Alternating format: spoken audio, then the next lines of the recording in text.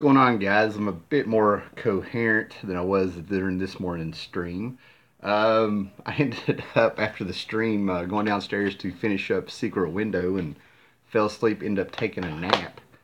Woke up with that feeling of like, who am I? Where am I at? What's going on? So we're doing this in the middle of the day, so I don't expect a lot of people here. But anyway, yesterday I saw an article where Molly Ringwald was talking about her memories or something, regrets of making Breakfast Club in a John Hughes movie, and I didn't really like demonize the movie or anything like that. But she was talking about Breakfast Club, and there was a scene where where God, it kind of made me mad because I'm like, Molly, you're just trying to be relevant and stuff like that. But anyway, she kind of had buyer's remorse over a scene in Breakfast Club where one of the kids ended up hiding under her desk and he could see up her skirt and said this bothered her all these years, and her mother asked for the scene not to be in there. And then, like, I'm sitting here thinking, in the 90s, you made a movie where you were like, you did a sex scene topless in a car. I'm like, let's talk about that. But hey, what's up, comic fan? But the whole deal is that John Hughes movies were like the epitome of the '80s. If you were there, I mean, it's actually the kind of the attitude that was there, and some of the kids that were there.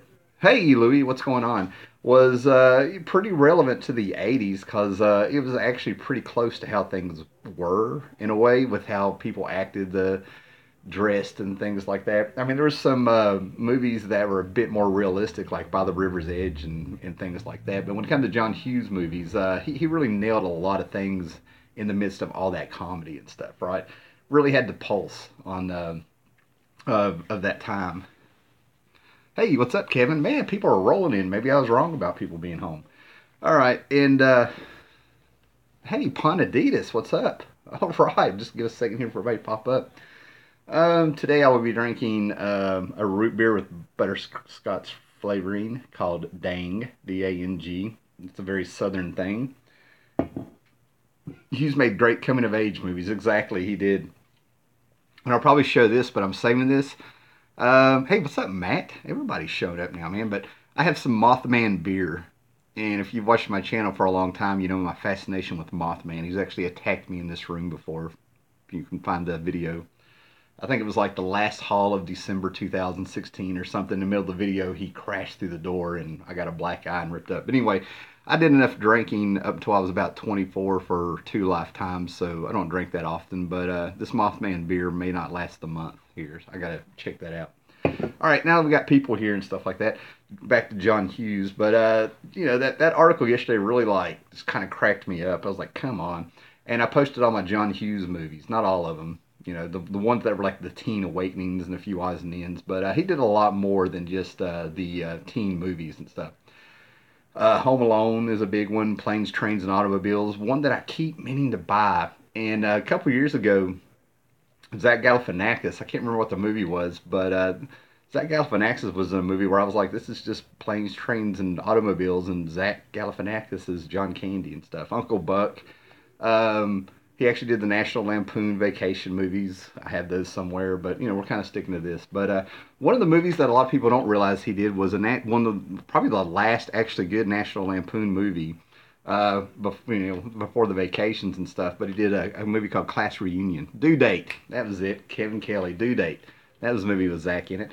I was watching that, just kind of like sitting here, like it's planes, trains, and automobiles. But this right here, this is this is takes place at a high school reunion. It's fun. There's a killer. It's like a '80s slasher movie meets Cheech and Chong a little bit. It's for the era that it was in and stuff. You have just this was just a really fun movie, man. It had elements of like Halloween with the doctor saying that this person's escaped from the asylum. And if you've seen Sleepaway Camp, it kind of pulls from that a little bit. But it's so funny. It's got two stoners in it and a little love story of, two people in high school. It's just a hilarious movie. Yeah, Louis. This is, I mean, I would not go out and pay a lot to see this movie. This is actually a movie I would not be surprised if it was if it was on YouTube for free and stuff, right? But yeah, it's a little bit raunchy. I mean, this came out around the time of Porky's and stuff, but it's just so fantastic. We have a vampire in it, two stoners, and a killer running loose with a paper bag on his head and a red skirt. So just a funny movie, and I about died when I found out that John Hughes wrote that because of the raunch in it. You know what I mean? That early '80s, those early '80s R-rated comedies and stuff, right? The movie that I have a story about, I don't know how deep I'll get into it. Some of these I have on VHS and DVD. Ferris Bueller's Day Off, right? I'd watched enough John Hughes movies. This came out when I was about 13. Yeah. This Ferris Bueller came out when I was about 13. And actually, I think I was going on a date or something for this at 13. And it was just so bizarre. It was like I was going to go see a John Hughes movie, but I was in a John Hughes movie trying to go on this date and stuff, right? I had my braces put on, going out with this girl. Can't even remember who she was. And we all met at the mall. I had to walk there, so I was sitting there trying not to like smell like sweat by the time I got there. And she had one of her girlfriends come with a guy I never knew. So I didn't know who was coming. We get down to the mall. I see her. She sits there and gets real, bug-eyed, and she dips off into the mall. And then all of a sudden, this guy comes up, put his arms around me. He's like, "Come with me." And this other girl's walking by him and stuff. Long story short, she had snuck off on this date, and neither of the girls' parents knew that they were going to be meeting boys there. So they were trying to like hide me, and he was trying to give me a heads up. And I'm sitting here not seeing what the big deal is, and I'm not playing ball, and I about blew up the whole thing. So I decided what movie we want to see, and I want to say Top Gun or something was playing at the same time. We had the theater had just two movies playing, and I was like, we're gonna go see Fellers. I'm on the anti Ferris Bueller side. The dude was a total jerk. So I'm like, I talk everybody into we're gonna go see Ferris Bueller, because I was a little bit pissed, about the whole situation because I got a dad outside walking back and forth in the halls. It's all suspicious and stuff, and I'm like, this is not what I signed up for. So we're the only four in the theater, and everybody we can hear the other theater playing. We can hear the big action going on. We can hear the people mumbling and stuff, and I had a good time. So yeah, Ferris Bueller's Day Off, but this one comes off with a whole lot of theories about what the movie is. That Ferris really wasn't real. It was his buddy. What was his name? Uh, Anyway, his best friend in this movie. They're thinking that Ferris was in his best friend's head. His best friend had daddy issues and stuff, and was a hypochondriac and just miserable and stuff. And they wrecked the car, and just a fantastic movie. People say Ferris was a jerk, like what Jared was saying there. Oh, I lost somebody. So it just kind of cracked me up. Oh, I'm missing a lot of people. Jordy. Yeah, it was Jordy. But this is definitely a cult classic, whether you're on the Save Ferris side or not. And they had a TV show come out in the '90s, and I remember I made it 10 minutes into the TV show. I was skeptical to begin with. Matthew Broderick is Ferris. He broke the fourth wall. He was a computer whiz. And Charlie Sheen had a freaking awesome scene with Ferris's sister, where he kind of like woke her up. So that was kind of cool. Okay. Then we had 16 Candles. This is the one that I push on people to watch, to get into John Hughes movies. I've never seen them. And it always blows my mind, like, how could you have not seen 16 Candles? Farmer Ted in it and stuff, right? But this was the one that was just fantastic. To me, this is the epitome of John Hughes movie that was just perfect and stuff, right? And it was just amazing that it was like all about Molly and how John Hughes was able to write the girl in this movie so well and stuff. Her sister has her wedding day on the same day as her 16th birthday. Everybody forgets her birthday. There's a school dance going on. And she's got a crush on Jake that she's never going to get. And this is one of the few times like you were really pulling for the girl to get the guy. You know what I mean? So, and Farmer Ted in this was so freaking good. There's Joan Cusack was in this and some other stuff that was going on, but it's the little subtleties in this movie. This thing is full of little 5 and 10 second gags that you have to pay attention to get. Like when the bus is stopping, everybody's playing kazoo, and they're playing some great classical song, and it kind of stops. You've got the girl Joan Cusack with the mouthpiece, and she uses the water fountain. It blows up on her, and she has to use the other water fountain. Then she has a little shirt with a skirt on it, and she pulls up and wipes her mouth with it. Just all kinds of things through there, man. And then the party. Now, I think a lot of these movies take place in Sherman, Illinois, which is fictional, and all these movies ended up really influencing other movies. Jay and Silent Bob was originally a comic book before Kevin Smith rehashed that movie to where they're going to Hollywood on a road trip. but they were going to Sherman, Illinois, and because of this movie. I think a lot of these movies took place in Sherman, Illinois, because they had the great party. And all around the world, people have American parties and 80s parties, because it just fascinates them how we use the disposable red cups at parties, and that just fascinates them. I think that came from these movies too. So just a classic, all the way through in this, just fantastic. But Farmer Ted living the dream. This guy has the night of his life in the middle of all this. Moving on to Weird Science. Weird Science, my favorite of all the movies. The Donger was the only one having fun in that movie. Don't yank him my wanky. The Donger need food. And now she's the Archie's mother. Yeah, she's Archie's mother. Good stuff, man. But Weird Science, man. Okay, it has Iron Man in it, guys. Robert Downey Jr. is in it. Robert Downey, a lot of people in this, I think Robert Downey Jr. and Anthony Michael Hall were either going to be on Saturday Night Live or they had already been on it. I don't remember what year this came out. I want to say this came out around 85. So yeah, it was around that time. So, you got an early Iron Man appearance here. But basically, they take the computers that were coming out. I had a Coco computer back then. But the home computer was really, really taking off and stuff. It had been for years, but this was the epitome of it.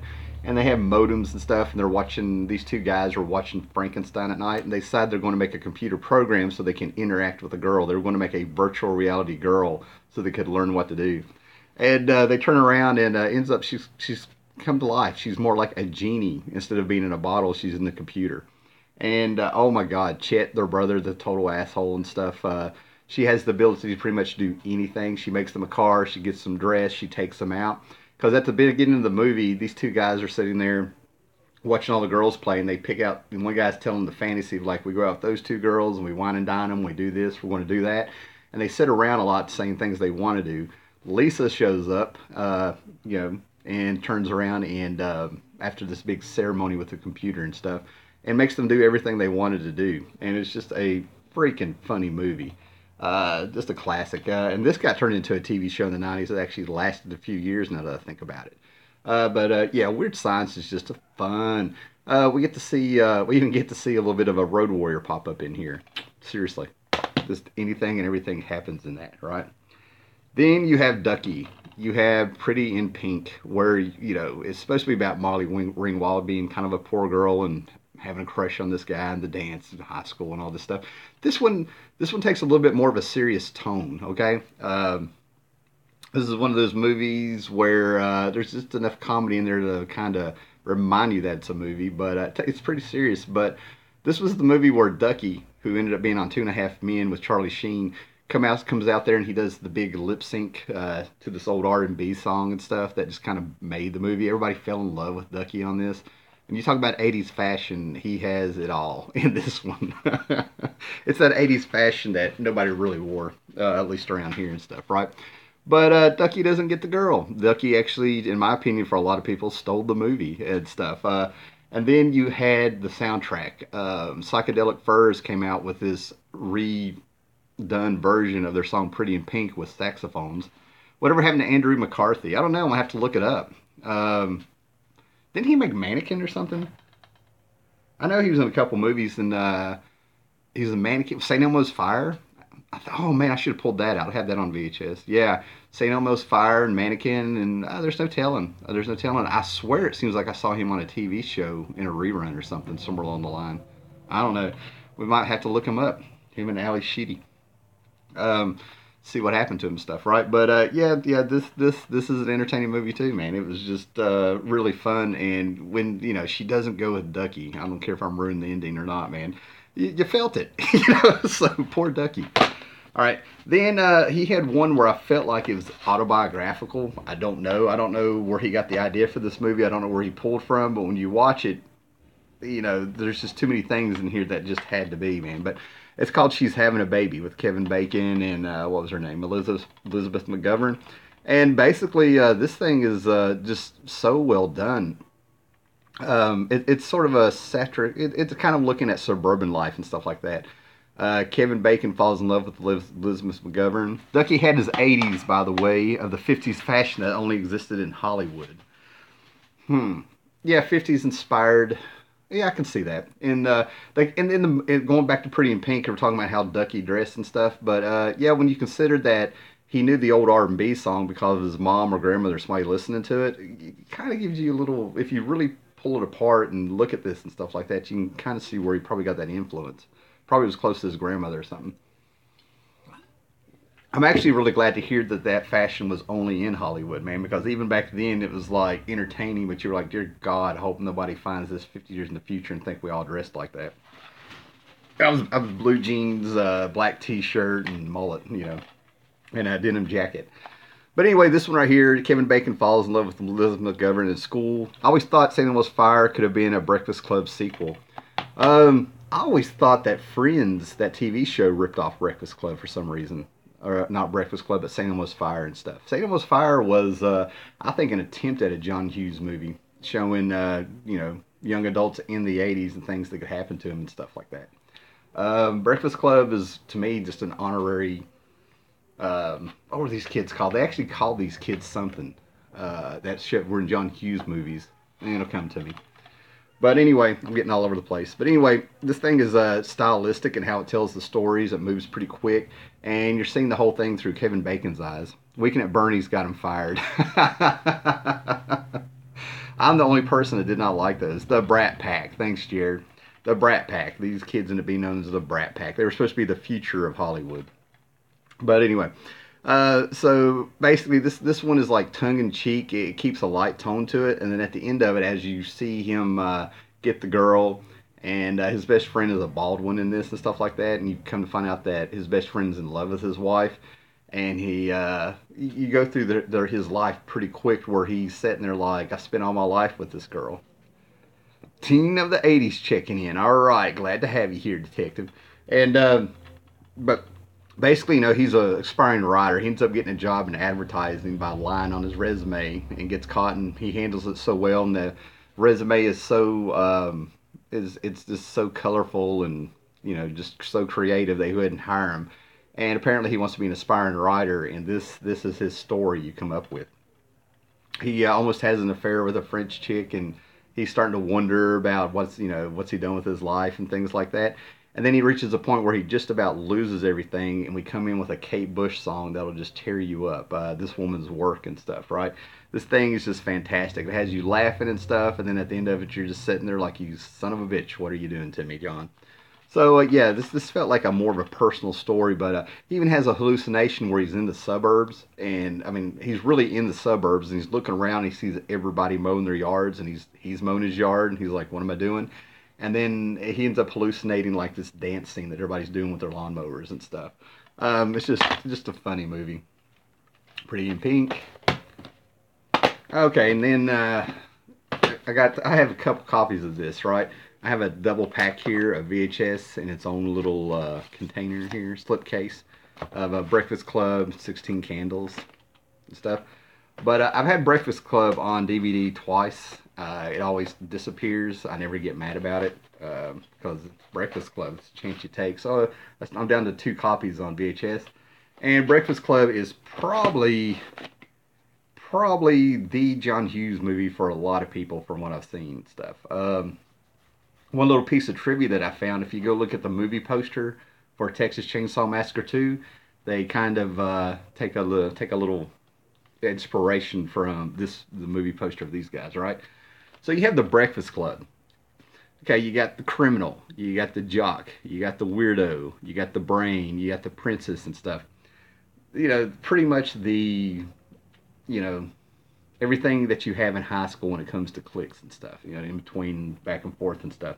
And then one amazing day, they all have detention on a Saturday. And these people who would never have anything to do with each other, would never hang out, would never do anything, all have detention and they're it. And then we end up going through everything that growing up throws at you. You have the criminal who has a dad that pretty much beats him is what they're getting at him. You have the jock here who's ready to take out the criminal. How they all just work together is just amazing. It starts out with what we think of stereotypes, and then we get to know them and see how they are. And they find out they're all the same with the pressure they get from their parents or the lack of. But the dad that pretty much beats him, burns him with cigarettes. So we got the jock whose dad expects him to be perfect. He better get that scholarship. We got the brain who better get the big grades. Those characters in Breakfast Club are archetypes of everybody I went to high school with. They're all of us. That was the whole point of the movie. Yeah. You got the weirdo who, they probably just don't give a crap. She was artistic and things like that. And then you had the princess here, and the princess ends up being the one that's the most redeemed, I think, between her and she and the criminal. You know what I mean? Princess comes up, you think rich, stuck up, snob, doesn't know anything about life. She ends up helping out the weirdo to be a bit more feminine, feel good about herself and stuff, to get the guy she has the crush on. And then she shows the criminal tenderness that he's never had from anybody, including his parents and stuff. They about fight. They end up bonding. They got the psycho teacher who's going to give him the horns and things like that, sneaking around. And then you have Judd. This nobody else could have played this character except for Judd here. Then you have Judd sitting there, kind of sacrificing himself to protect everybody there. The criminal ends up looking out for everybody else in a way. But the thing about it is that it's characters, it's personal, it's people we all know, and we can see ourselves all in there. And the thing about all these movies, especially about the 80s and stuff, most of them stuff, there's always an underdog. I think that's what really got it. In the 80s, if you went to a movie, it was always about the underdogs. My son wanted to know what it was like when I was a teen. I told him to watch Breakfast Club. Yeah, yeah. And the thing about it is that I don't think it's that different. I really don't. I think a lot of this stuff is still out there, and teens are still teens no matter what new problems they had that we couldn't imagine and all this stuff. But these archetypes are basically, I think it still holds. But they all find out that they have a piece of them in everybody. Everybody's got the criminal and the jock and the weirdo and the princess inside of them and stuff like that. So that's probably what got these movies. When people went to a John Hughes movies, they either saw themselves or they saw Friends. Yeah, Some Kind of Wonderful. I don't have that one. This was almost a remake of Pretty in Pink, the one with the drummer. Some Kind of Wonderful is just a movie I've never ran across. I don't remember being released in theaters. I've never seen it if I've seen it for sale, I just kind of looked over it and stuff, but I've never really heard anybody say like Some Kind of Wonderful was their John Hughes movies. The thing is, if you made one with today's teens, they wouldn't look up from their phones long enough to talk. Yeah, see, I worked in schools for 5 years. I really did, and it's really, really different with the schools that I was working in. There's the school, a lot of the schools that I saw and stuff, schools have taken up more of a parental role than the parents should have. Yeah, they have their phones, but what disturbed me is the kids that I worked with, their heroes were people like Snooki. They thought that was real, and I would actually have to pull stuff off of YouTube during our sessions to show them how production would set a lot of this up, and all that stuff. It wasn't real. It didn't make me very popular there for a while. But teens have their own problems, and they have less power. They either have a lot more things that are structured and a lot of basically, my opinion of the schools is that you don't get an education anymore. You learn how to take a test at the end of the year for budgeting for a school, which is one of the reasons I got out of it. You still have the teachers who want to make a difference, and the system just doesn't work the way it does back then. Yeah. Yeah, so it's one of those things, it's really hard to talk about schools and teens and stuff because these teens have access to news instantaneously. If you call it news, they believe they don't. I think they don't know the difference between what you can believe and that they think anything they see on the internet is real. So when you have the real stuff happen, they actually do for years have had instant access to hearing about a school shooting. I prefer the unheralded 1990s coming of age movies that never get mentioned. Metropolitan, Kicking and Screaming, Swingers, and The Stoned Age. Stoned Age is a freaking classic. I think Jared and I did something on Twitter or Facebook or something where we had a moment where we kind of talked about Stoned Age and stuff. I wish I had that. Stoned Age, to me, definitely came off of that 70s show. It was probably inspired by that. Stoned Age is just some movie about two stoners going out trying to score some ox beer, talls, and because there's two chicks hanging out that are there for the weekend and stuff, and everybody's losing their freaking mind over these two girls because she looks like the girl off the Virgin Scorpion album. That's I would call that a coming of age movie, but it definitely was cool. Vision Quest to be discussed. We can discuss Vision Quest because when I saw Vision Quest, that guy's head, Matthew Modine, that guy's head did not match the body. He was a wrestler. I wrestled in middle school, and I got a feeling Vision Quest probably pushed me in that direction for a little while. That movie may have made me want to be a wrestler. That was a great. He was another underdog because I don't know what high school his opponent was from the other wrestling team and stuff, but the dude was like he was like a mini Dolph Lundgren from Russia, and these are supposed to be high school kids. You know, is that right? Or was it high school or college? I'm pretty sure it was high school. But Vision Quest was all about the underdog, all about a guy and his dad, and all he did was try to match the weight class and stay in shape, and he wanted to win this wrestling tournament. And along the way, he meets a girl, an older woman, and all this stuff going on. Oh man, people are throwing out movies. War Games was fun. Tic Tac Toe became War Games. I think the biggest thing it did for kids in schools that everybody wanted to play Tic Tac Toe again during lunch and in study hall and all the bus and stuff. War Games was just a fantastic movie that could not have happened anywhere but the 80s. I saw somebody say something about Youngblood. Was that a Rob Lowe movie? Because I did not see that one. If I have, I don't remember it. The funny thing is, the guy who played the punk in Vision Quest is a preppy guy Molly Ringwald was in love with in Pretty in Pink. Oh my God, I never put that together. Yeah, I never put that together. That is cool. I'm going to go back and look at that. Yeah, no, Paulo, I just started up about 25 minutes ago and stuff. I actually took a nap. Now, Patrick Swayze. Now we're going to get off of the John Hughes movies, but you're going to make me want to pull out I got a whole row of 80s movies and stuff.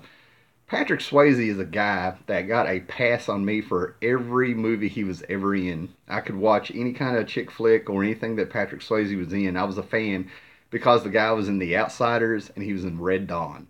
All right? To me, Patrick Swayze was the real deal. And, you know, Dirty Dancing, anything, I'll watch him in it.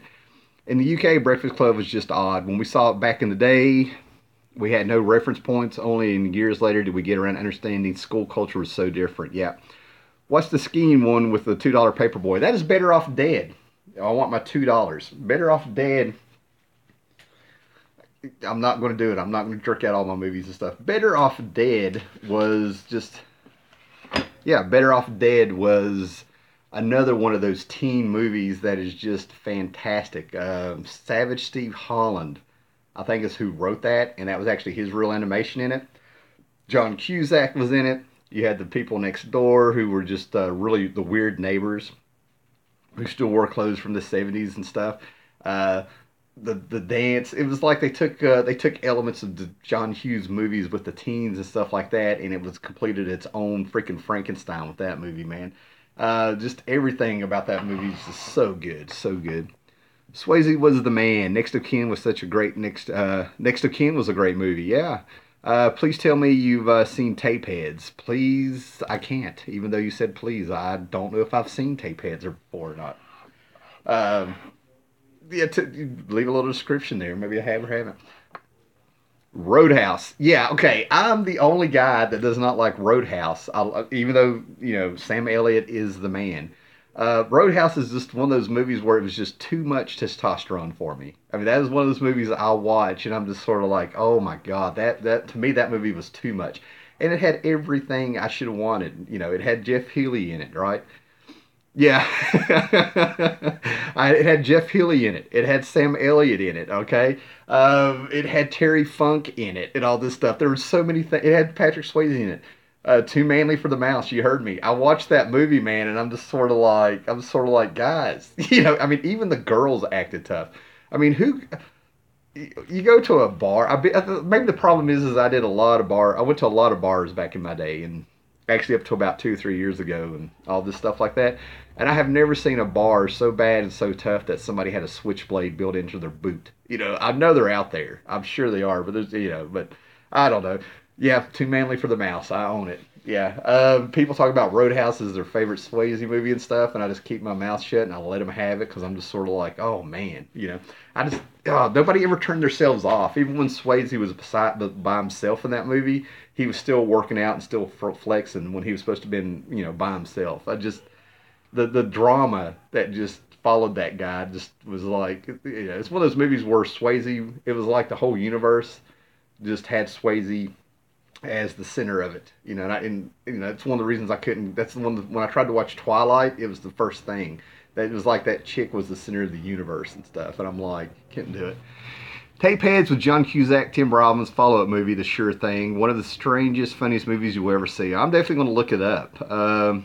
I go with Next of Kin, found it cheap on DVD. I have not seen Next of Kin in forever, but I remember I loved it. I remember I watched Next of Kin the same night that I watched, I think it was called Night Falls. It was Bill Paxton, and it was a bunch of vampires in it. And I think that came out in 87. So somewhere I rented both those movies from a rental shop the same night. So I watched Next of Kin in Near Dark. I think it was Near Dark.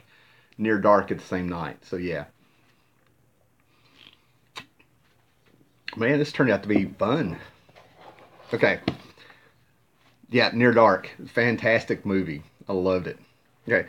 And then this is not so much John Cusack. John Cusack is amazing too. High Fidelity is a great film. I got frisked going to King Tut's hut in New York City one night in the 90s. I was like, what the fuck? That's funny. All right. Somebody mentioned High Fidelity. I've said it before. High Fidelity. I want to make this about me for a minute here. High Fidelity is the movie that some of my friends went and watched, people I worked with. I'd been married, I don't know, 2-3 years. Had a kid, so, I wasn't quite in the circuit like I was. Now it's the opposite. All those people are married, and I'm the one that's single. So now they're out of the circuit.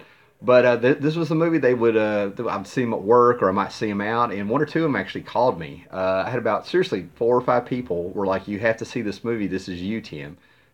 Take out the records and replace it with comic books, and this is you. So I end up finding the movie. I still have it here. I find the movie for like $1 used on DVD at a gas station. And I go ahead and get it. And I think that weekend my wife and I at the time watched it. And I was sitting there watching it, and I was starting to like get uncomfortable and squirm because it was me. And when he started doing his top 5 breakups and things like that, I had my wife at the time sitting there going, that's Stephanie. Don't tell me that's not Stephanie. And this is such and such. And that's Summer. And that's this and this. And she wasn't like freaking out, I guess, in a jealous rage or something like that. It was just like she was wanting me to admit this movie felt like it was about me. And it was like right there. I mean, it was really uncomfortable. So if you want to know kind of how I was, I had a little bit more sincerity to me. I wasn't quite as jaded as John Cusack is in that. Take a little bit of the edge out, and that's me. I even had that damn jacket. That was the first thing my wife noticed, is I had the same jacket as John Cusack. In my love of music and stuff like that, it was like all right there and stuff. So yeah. When it comes to High Fidelity, that's a little time capsule of me, pretty much in my 20s and stuff. Okay, now the movie that is lovingly the anti-Hughes movie. This is like the dark satire of John Hughes movies. Was the inspiration, but it became its own thing. Was Heathers, Christian Slater, Shannon Doherty, Winona Ryder, and all these things like that. But this is the dark comedy of Heathers, of suicide being made into something for popularity, and talking about cliques and stuff like that. Yes, I said Heathers. Yes. And I know Paramount or something. I think Spike TV is. I don't have television, but I know Spike TV has turned into Paramount Television or something. And they're going to release a freaking god awful TV show based on Heathers, and they missed the whole point of this movie. And I'm so glad that it's not going to be aired, or if it is, hopefully it'll be forgotten about if they ever do it and stuff. But anyway, Heathers, yeah. What's your damage? Heathers is cool, man. Christian Slater. This was my introduction to Christian Slater. One of the funniest movies from the '82 called Partners. I've seen it. Starred Ryan O'Neal and John Hurt, sort of a buddy cop movie. Yeah, John Hurt. That's the reason I watched that movie, was it had John Hurt in it. I think. Oh yeah, I'm pretty sure it's the same movie. I'm starting to think about bits and pieces of these obscure movies from the '80s I watched and stuff. My stepdad was, when we got the VCR, he had to rent anything and everything. I don't need personally, but I honestly see where that connection can be made. You seem like the type of cat. Oh, come back. That was I want to finish that quote. It'll come up when somebody does that. There we go. What type of cat? Just from watching your videos. Yeah. Yeah, instead of getting a comic book store, I ended up with a comic book room at a channel. My intro to Christian Slater was Name of the Rose with Sean Connery. I saw that later on, and actually, I hated the movie. I dabbled into skating in the 80s. I was a skater for like about 2 months. All my friends had just sort of went that way, and it was probably the last thing I ever did just to feel like I was part of a group getting on a skateboard. And there was a movie called Gleaming the Cube they all wanted to watch. So I ended up watching Gleaming the Cube, and I found out years later that was Christian Slater. And I got to tell you, I went from the guy who hung out with the skaters to getting the reputation of the guy who beat up the skaters. And it was just coincidence that they skated, you know. Oh my God, that was mine too. Yeah, yeah. Jeremy Edwards is out there. Yeah, Gleaming the Cube. Name of the Rose, whatever.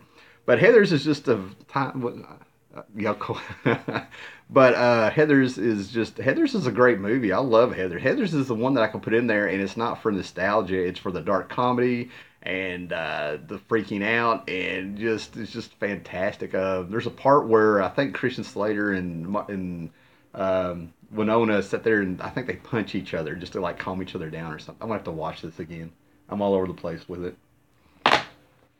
Donnie Darko, John Hughes on acid. Donnie Darko is the movie that I watched, and I knew this meant something, but it felt like they were trying hard, right? I like the idea that it was in Virginia, because I'm in Virginia, but I was like, that doesn't look like... Tony Hawk did the skating scene on the construction site. Now, whoa. When it comes to Tony Hawk, Peralta... Wait a minute. Peralta... God, there's like about 4 or 5 of them. I knew those guys. I didn't know him personally.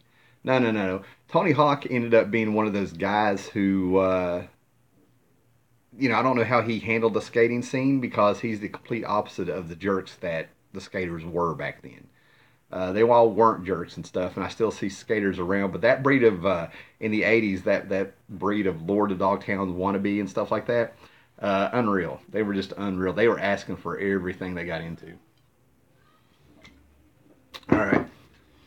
So, let's see. Can't forget Airplane. Looks like it was a bad week to quit sniffing lube. Airplane, oh my God. When Airplane would actually make it on television, be it Showtime, I don't know what it was. I know there was a cable channel you could watch it uncensored, and the people actually tried to show that movie on regular television and stuff like that. Airplane would stop, everybody would stop everything to watch Airplane. My favorite part is seeing Bieber's mom do the jive talk. That was just fantastic, Oh, that was so good. Then the disco scene with Staying Alive. Shirley, don't call me Shirley. Shirley, you can't be serious. Don't call me Shirley. Yeah. He's one of the guys in Friends, I think, too. He actually had a part, if I'm not mistaken. I don't know. Good luck. We're all counting on you. Oh, I'm loving the airplane talk. I like the first 2 airplanes. I thought they were fantastic, even though the second one had different writers. It made me want to go back and find Police Squad. I wanted to like Donnie Darko, but it ended up just passing me by. Yeah, the Donnie Darko stuff. I tried to watch it, and I know people that love Donnie Darko, and I get it. I totally get loving that movie. But I watched Donnie Darko, and it's almost like it's trying to be something instead of actually being something. Ever been in a Turkish prison, Timmy? No.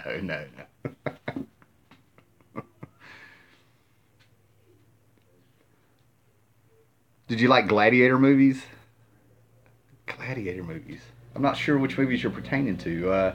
I think I had the Ridley Scott movie Gladiator, which I thought was fantastic. But yeah, I mean, I liked